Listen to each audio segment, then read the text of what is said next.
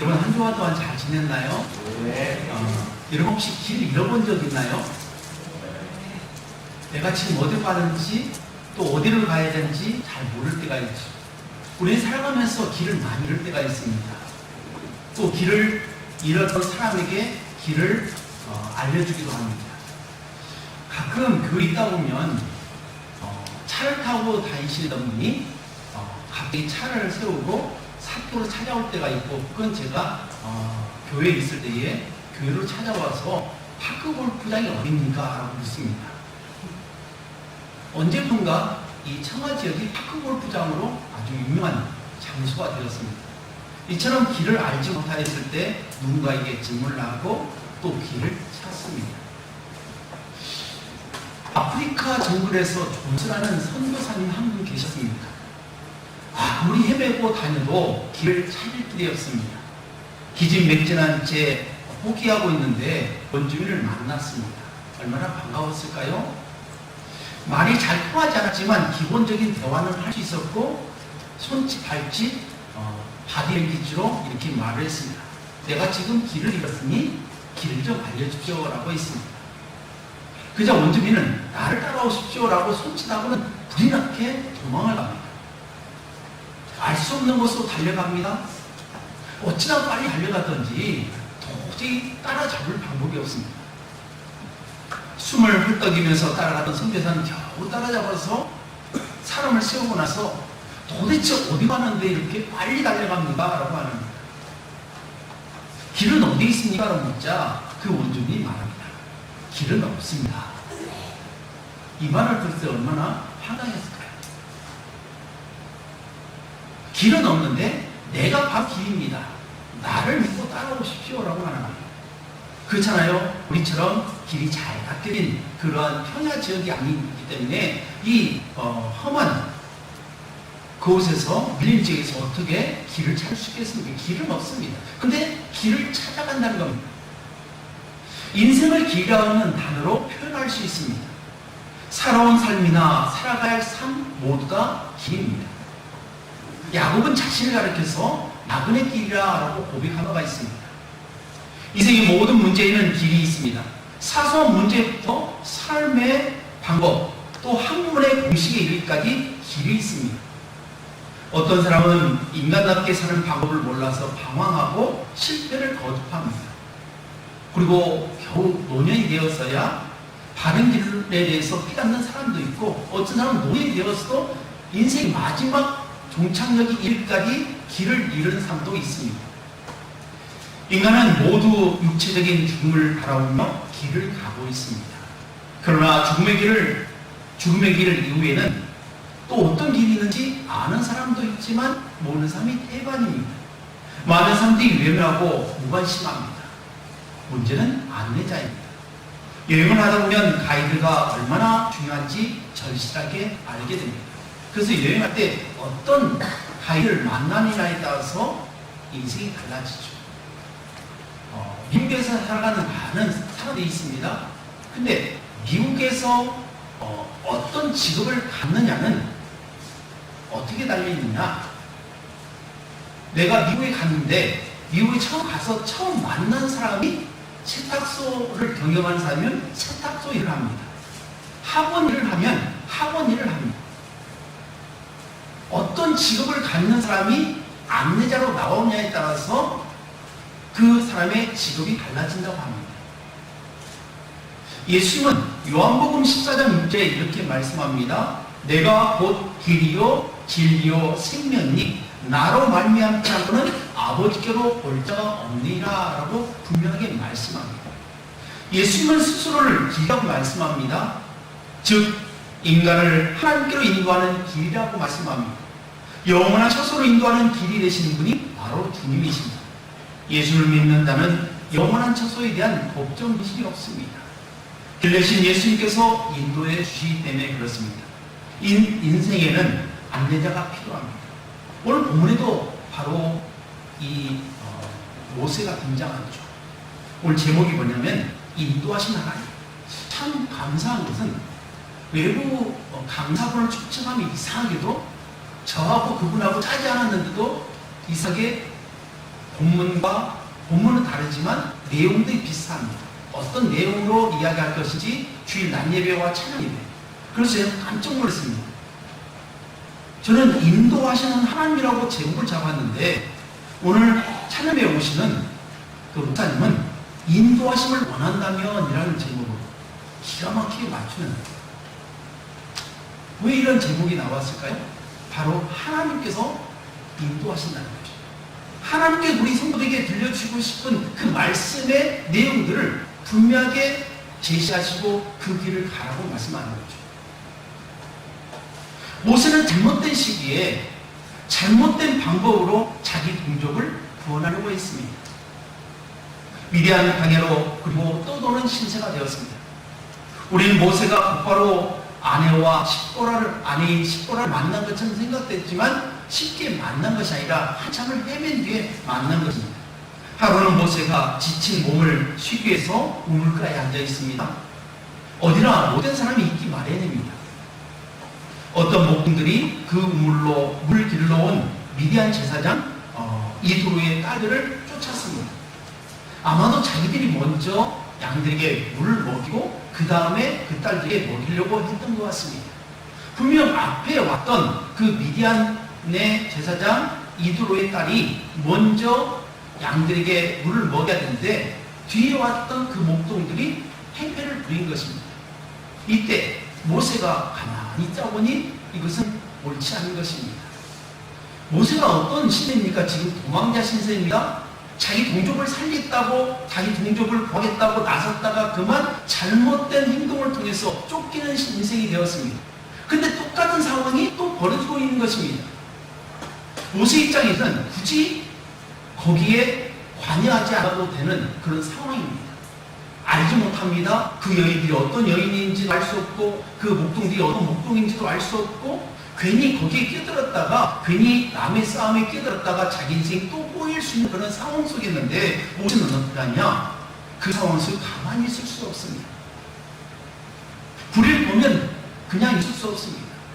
히브리 민족이 고통당하는 것을, 자기가 히브리인 것을 알고 나서 자기 힘을 가지고 나라를, 백성들을 구원하려고 했던 그 마음 때문에 결국 상처를 받고 쫓기는 시대였지만 여전히 어려운 그 사람들을 바라보면서, 어려운 공경에 있는 사람을 바라보면서 그냥 지나칠 수가 없습니다. 이것이 바로 하나님의 마음을 보면 바람직한 지도자의 자세라고 할 수 있습니다. 마음이라고 할 수 있습니다. 사랑하는 여러분, 혹시 여러분들도 누군가 어려움이 있고 힘든 일이 있거든, 또 공경이 빠졌거든, 나무를 하지 마시기 바랍니다.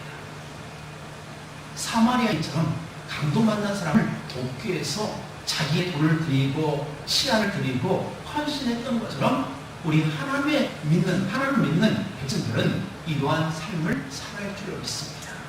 남들이 상관하지 않는, 관심 갖지 않는, 우리라도 관심 갖고 그렇게 살아야 줄 믿습니다. 그리고 그곳에서 이제 이드로가 이 딸들의 이야기를 듣습니다. 너희가 어찌 이렇게 빨리 왔느냐? 보통 때 같으면 평상시에 이렇게 행패를 부리니까 늘 늦게 왔던 것입니다.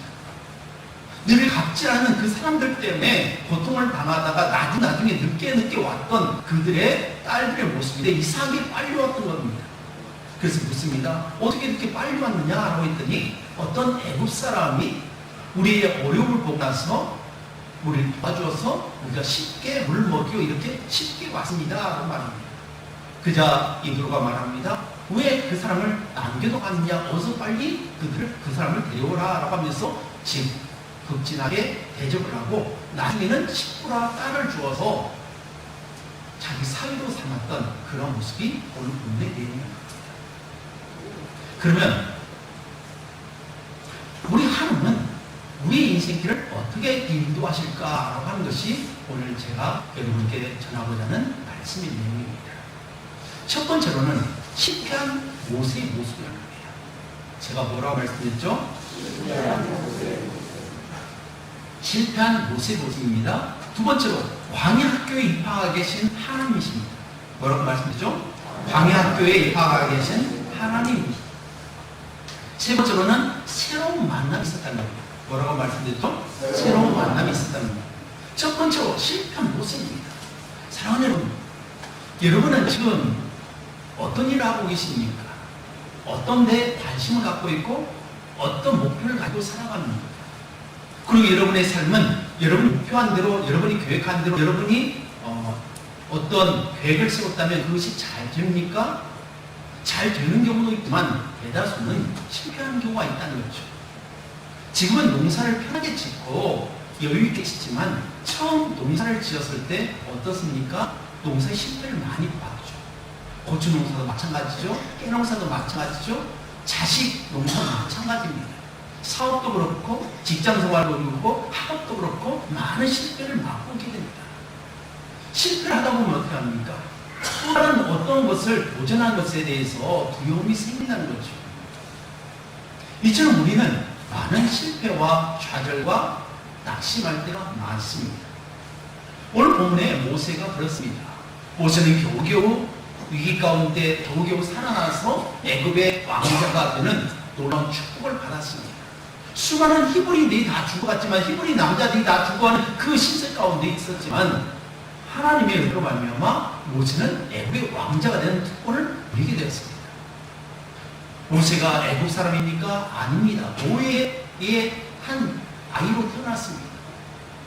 그때 바로 공주를 만나서 그는 하루아침에 왕자가 되는 그 축복을 받았습니다.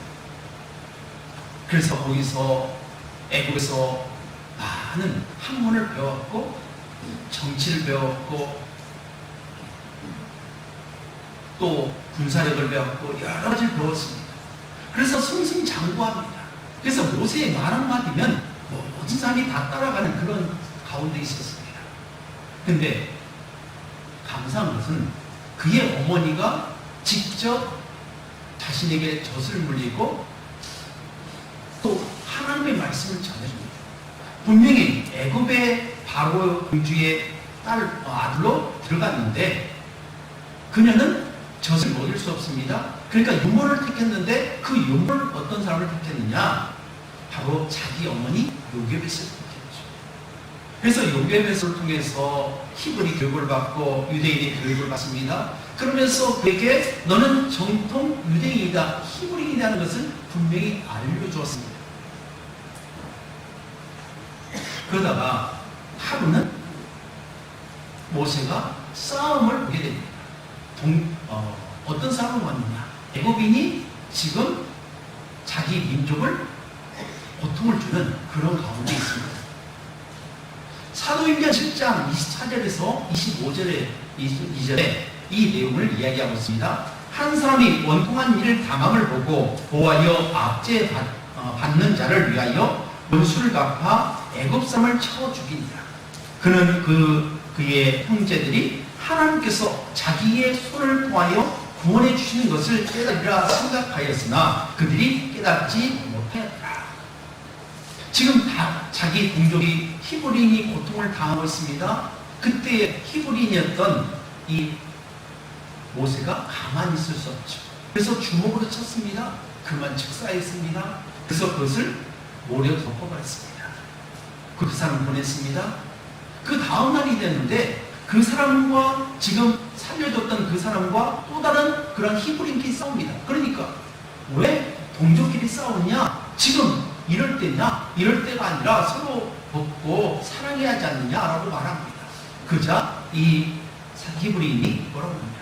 어제는 애굽 사람을 죽이더니 이제 나를 죽이려고 하느냐? 언제 너를 우리의 재판관으로 세웠느냐라고 말합니다. 사람이 이럴 수 있습니까? 자기를 도와줬으면 고맙게 생각해야 하지 않습니까? 더군다나 모세는 어떤 사람입니까? 애굽의 왕자입니다. 권력자입니다.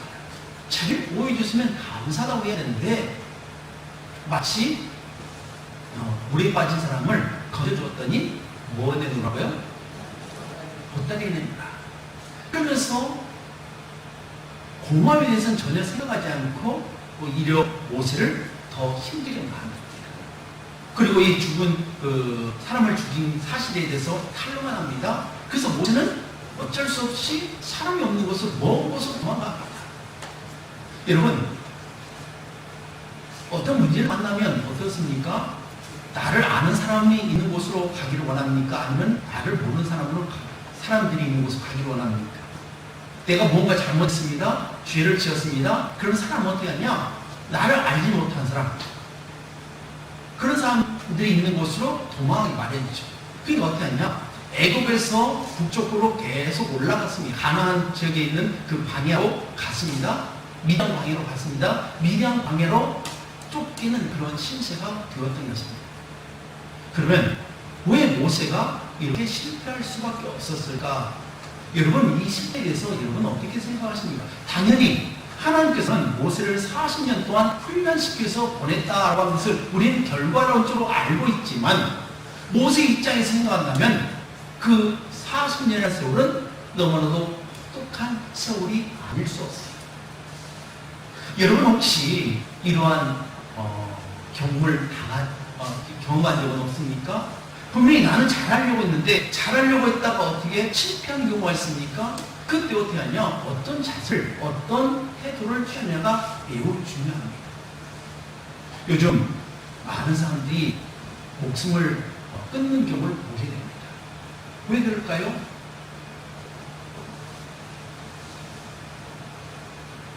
뭔가 해결점을 찾지 못하기 때문에.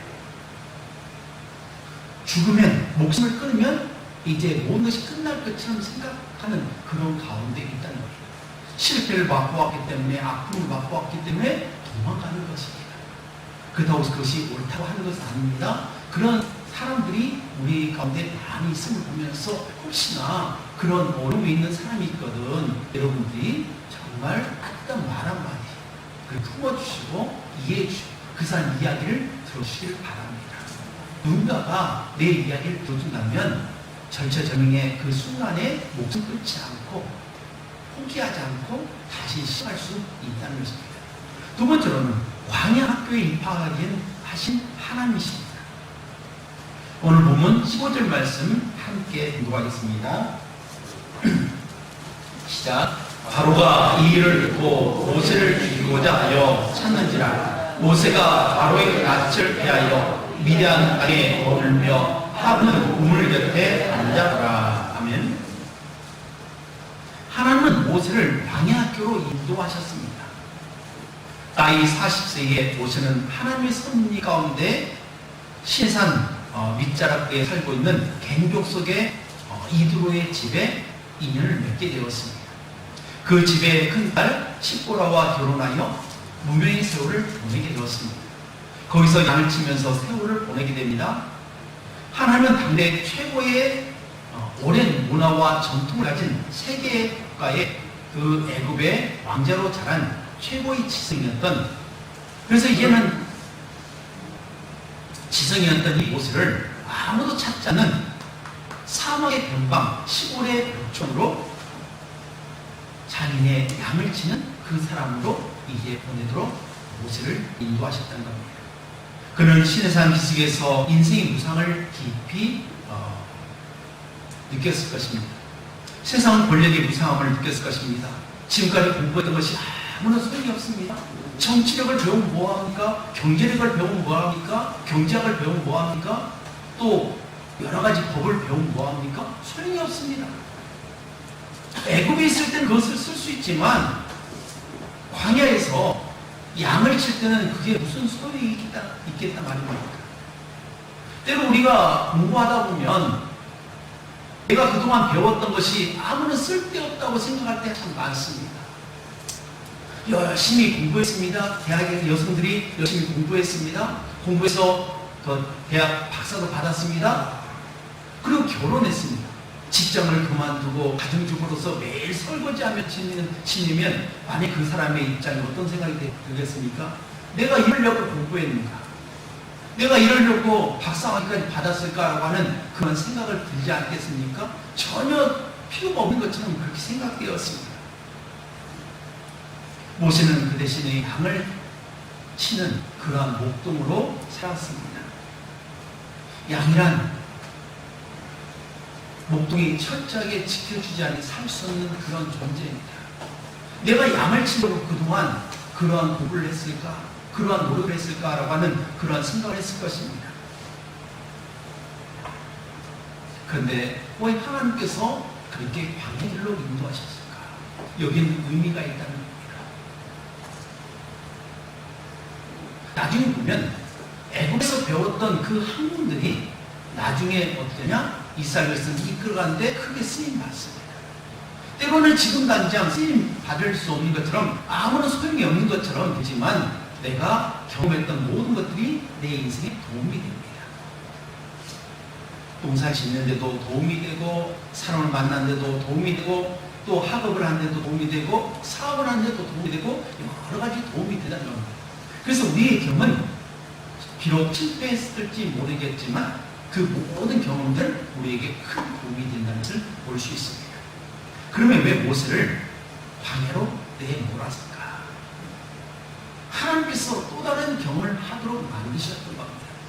그동안 애굽의 왕자로 있을 때는 하나님 알았을까요? 전혀 알지 못했습니다. 하나님이 어떤 존재인지도 알지 못했습니다. 자신이 히브리인이라는 것은 알고 있었지만 하나님께서 자기를 통해서 어떤 일을 계획하고 있었던 것에 대해서는 전혀 알지 못했습니다. 하나님의 존재를 알지 못하니까 어떻게 하냐? 자기 방식대로 살아가는 것입니다. 근데 광야로 내몰리니까 자기 힘으로 뭘 할 수 없는 그러한 광야로 내몰리니까 어떻게 하냐? 거기서 비로소 80세가 되었을 때 하나님을 만나게 되었다는 겁니다. 광야는 만남의 장소입니다. 광야는 배움의 장소입니다. 광야는 내 인생의 터닝 포인트가 될 수 있다는 겁니다. 아마 여러분에게도 광야가 있을 것입니다. 어떤 사람의 광야는 내 남편이 광야가 될 수 있습니다. 혹시 여러분 가운데 부인 되신 분이 이 남편이 광야라고 생각하시는 분이 있습니까? 표정이 없네요. 또 아내가 내 광야가 될 수 있습니다. 자식이 내 광야가 될 수 있습니다. 이 자식 때문에 마음이 상하고 자식 때문에 갈등하고 하는 경우도 있습니다. 때로는 목사가 광야가 될 수 있습니다. 하나님께서 나에게 광야의 길로 인도하신다는 거, 다시 말하면 가시의 길로 인도하신다는 것은 하나님께서 특별하게 나에게 무언가를 주시기 위해서 훈련시키는 과정이라는 거예요. 그래서 모든 사람에게는 광야가 있습니다. 이스라엘의 최고의 왕이라고 하면 누가 있을까요? 다윗입니다. 다윗도 역시 광야 길을 걸었습니다. 자신이 정말 나라를 권하고자 목숨 걸고 골리앗을 물리치는데 그 결과가 결국은 광야길로 쫓기는 신자가 되었습니다. 우리 3,000명이나 되는 그 군사들이 자신을 쫓아다니면서 죽이려고 하는 그러한 생명 위협 가운데 살았습니다. 근데 다윗이 뭐라고 하죠? 여호와는 나의 목자시니 내게 부족함이 없습니다. 그가 나를 훔주당 쉴만한 물가로 인도하신도다. 내가 사망의 음침한 골짜기를 다닐 자도 누가요? 주께서 나와 함께 하십니다. 하나님의 함께 하심을 그는 맛보았습니다. 그리고 훌륭한 왕으로서 훈련한 과정을 겪었습니다. 그래서 우리는 인생에서 반드시 광야교에 통과해야 됩니다. 특별히 신앙생활하는 사람에게는, 신앙인에게는 이 광야의 삶이 매우 중요합니다. 왜냐하면 광야를 통해서 우리는 예수님 만나게 됩니다. 힘든 그 과정을 통해서, 광야 학교를 통해서 우리는 인생의 쓴맛을 알게 되고 인생의 참기를 알게 됩니다. 기요 진료 생명 되신 예수 그리스도를 만남으로 알려와서 우리는 영원한 천국의 소망을 갖고 우리는 기쁨을 누릴 수 있다는 것입니다. 세 번째로는 새로운 만남을 허락하셨다는 겁니다. 지금 모세가 어떤 사람입니까? 실패하고 미디안 광야로 쫓기는 인생이 되었습니다. 광야입니다. 사람이 없는 곳입니다. 정말 무엇 하나 그동안 내가 배웠던 것을 펼칠 만한 그런 것이 아무것도 없었습니다. 경제학을 배우면 뭐합니까? 무엇 하나 할 수 없는 상황입니다. 군사력을 배우면 뭐합니까? 열심히 군대학을 배웠는데, 군사학을 배웠는데 누군가 전쟁할 수 있는 그런 상황이 안 된 거죠. 양들칩니다. 연약한 약을 치는 그런 가운데 있습니다. 그런데 하나님께서 어떻게 했냐? 이 모세에게 새로운 만남, 새로운 삶을 허락하셨습니다. 잠시 제가 제 얘기를 함을 용서하시기 바랍니다. 저에게도 인생 포인트가 있었습니다. 그것은 다름 아닌, 제가 전에 전기기사로서 일을 했는데 전기기사가 아닌 그냥 학교의 시설 관리로 있습니다. 근데 어느 날 학교에 수동 펌프가 있습니다. 그래서 급수로가 있는데 학교 밑에서 이게 펌프로 물을 뿜어서 위쪽으로 올립니다. 그런데 그것이 자동으로 작동이 돼야 되는데 오늘날 그것이 고장이 났습니다. 근데 그때 당시에 제가 전기에 대해서 잘 몰랐습니다. 자격증은 가졌지만 실제적으로 전기에 대한 그런 실제적인 시설 관리에 대한 걸 전혀 잘 모르는 상태에 일을 하다 보니까 어떻게 합니까? 이걸 수동으로 올려놓고 집에 퇴근했습니다. 다음날 와서 보니까 난리가 났습니다. 위에 있는 밑에서 물을 품어올리는데 자동되면 어느 정도 수위가 차면 당연히 멈춰야 전기가 멈춰야잖아요. 근데 자동이 아닌 수동이 맞으니까 물이 넘쳐가지고 그곳에 완전히 물이 넘쳐 흘렀습니다. 심지어는 어떻게 하냐, 이 전기 판넬 있잖아요. 고압이 흐르는 그 전기 판넬에까지 완전히 물이 차버렸습니다. 그 일로 말미암아 제가 어떻게 하냐, 죄송하지만 제가 과장님께 사표를 쓰고 도망가 버렸습니다. 친구 집으로 도망가가지고 저 정말 못하겠습니다 하고 그랬더니 학교 난리가 났습니다. 난리가 나가지고 갑자기 직원이 어디 도망가 버렸으니까 학교가 난리 났잖아요. 그래서 어떻게 하냐, 조건부로 어떤 사람을 소개시켜주고 제가 그 사람한테 인수인계주고 제가 가는 걸로 이제 마무리되었습니다. 그러고 나서 어떻게 하냐, 거기서 직장을 그만두고 새로운 곳으로 옮겨갔는데, 순천을 갔는데 거기서 아내를 만나게 됩니다. 아내를 만났고 거기서 직장 생활하다가 제가 이쪽으로 전향하게 되는 그런 과정 가운데 있었다는 겁니다. 제가 왜 이야기를 하느냐, 제 이야기를 여러분에게 알려줌으로써 제 이야기를 하고 싶은 것이 아니라 하나님께서 어떻게 하냐, 내가 전혀 살 길을 찾지 못할 때, 이젠 실패했다고, 이젠 끝났다고 생각하는 그곳에서 하나님 새로운 만남을 허락하시다는 거죠. 모세가 했다는 겁니다. 모세가 어떻게 합니까? 모두 잃었습니다. 인생이 파탄났습니다. 아무것도 없는 그런 곳으로 갔습니다. 근데 거기서 그냥 십보를 만났다. 지혜로운 여인 십보를 만나서 그가 이제 지도자로서 성장할 수 있는 훈련의 과정을 통해서 그냥 위대한 모세로서 성장할 수 있었다. 사랑하는 여러분, 우리는 때로 사람과의 관계 속에서 상처를 받기도 하고 어떤 직장에서 어떤 일을 통해서 상처를 받습니다. 사람이 상처받으면 어떠냐, 사람 만난 것을 두려워합니다. 지긋지긋하게 생각합니다. 그렇게 하냐, 자기만의 공간을 만들어 놓고 불 속에 들어가서 거기서 살고 싶은 생각을 갖습니다.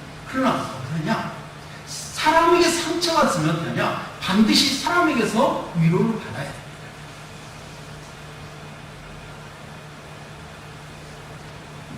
하나님은 누군가의 상처를 받고 누군가에게 실패를 당했다면 그걸로 끝나는 것으로 하나님은 마무리지 않습니다. 새로운 만남을 하십니다. 베드로가 그랬잖아요. 하루 종일 물고기 잡았잖아요. 한 마리도 잡지 못했습니다. 너무나 창피했습니다. 자식들을 어떻게 키울 것인지에 대한 그런 염려가 있을 것입니다. 몰라요. 자식이 있었는지 어쩐지 모르겠지만 결혼하는 상태입니다. 가족을 돌볼 수 있는 그런 상황이 안 되었습니다. 그런데 어떡합니까? 거기서 예수님을 만나지 않습니까? 예수님을 만나서 깊은 데 가서 그물 내리라고 했을 때 그물을 내렸고 많은 물고기 잡았고 나는 죄인으로서다 주여 나를 떠나소서라고 하는 그런 고백 가운데 제자로서 부름을 받지 않습니까? 오늘 우리도 마찬가지입니다. 하나님께서 우리에게 새로운 만남을 허락하신다는 거예요. 그렇다고 해서 지금 만나고 있는 사람들 내려놓고 패기치고 다른 사람 만나라 그 말이 아니라 어떤 어려운 상황이 있고 또 내가 해결할 수 없는 그런 문제를 만나고 또 사람과의 갈등이 있다고 해서 거기서 좌절할 것이 아니라 그냥 새로운 만남을 통해서 새로운 환경 속에서 새로운 일을 통해서 새로 말미암아 능력 있는 삶을 살아야 한다는 것입니다. 이제 말씀을 듣습니다. 우리 하나님은 인도하신 하나님이십니다. 특별히 모세를 통해서 어떻게 인도하시냐? 먼저는 모세가 실패하게 만드십니다.